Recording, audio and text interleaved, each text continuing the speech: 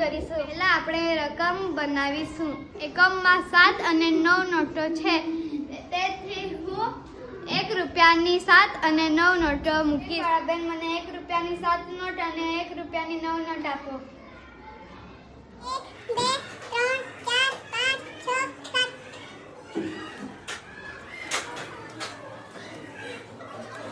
8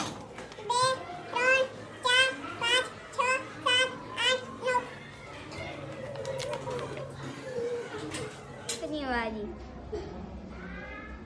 દશકમાં ઉપર કઈ નહીં, નીચે 2, 10ની 2 નોટ।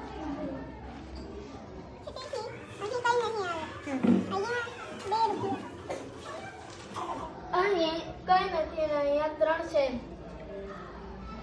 અહીં 0 મુકાશે ને અહીંયા બેન મને 100 ની 3 નોટ આપો। 1 2 3 હવે 1000 ના સ્થાનમાં 5 અને 1 છે, તેથી બેંકવાળી બેન મને 1000 ની 5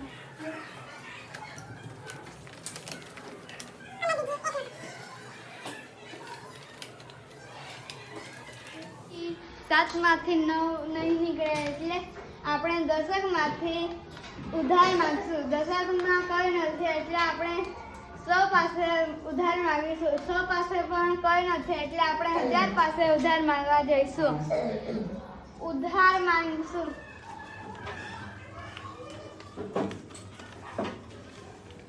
100 ના સ્થાનમાં 1000 ની નોટ મુકાશે નહીં। બેંકવાળા બેન મને 1000 ના છૂટા આપશે।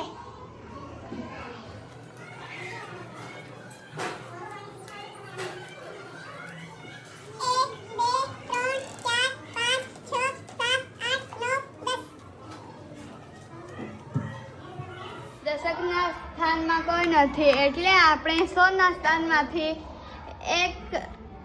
100 મૂકીશું। તો 10 ના સ્થાનમાં 100 ની નોટ ચાલશે નહીં, એટલે આપણે છૂટા માંગવા જઈશું।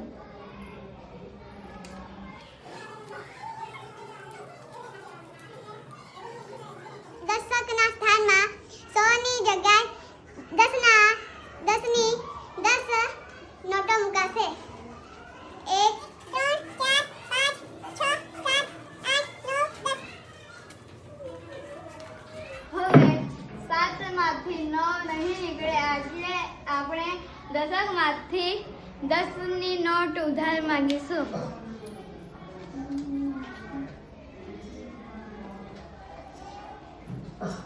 એકમના સ્થાનમાં 10 ની નોટ ચાલે નહીં, એટલે આપણે 10 ના છૂટા માંગવા જઈશું।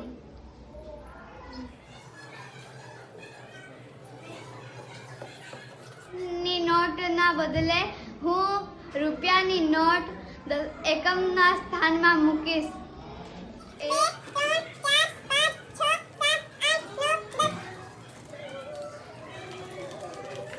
આપણે ઉધાર લીધી છે તે અને મૂળ નોટો છે તે ગણીશું।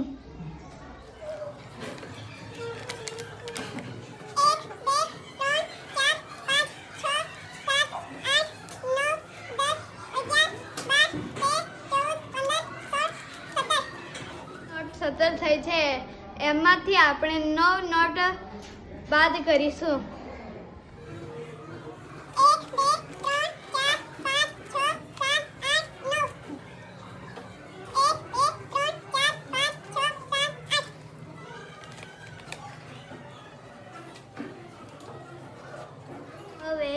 10ની નોટો ગણીશું।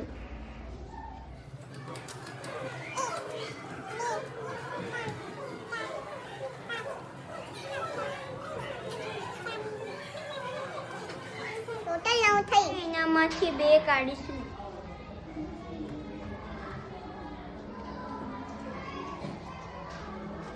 2 3 4 5 7 બચ્યા।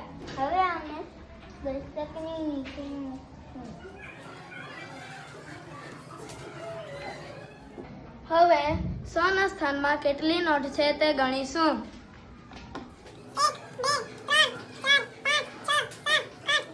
હવે 900 માંથી 300 નોટ કાઢીશું કે 3 1 2 3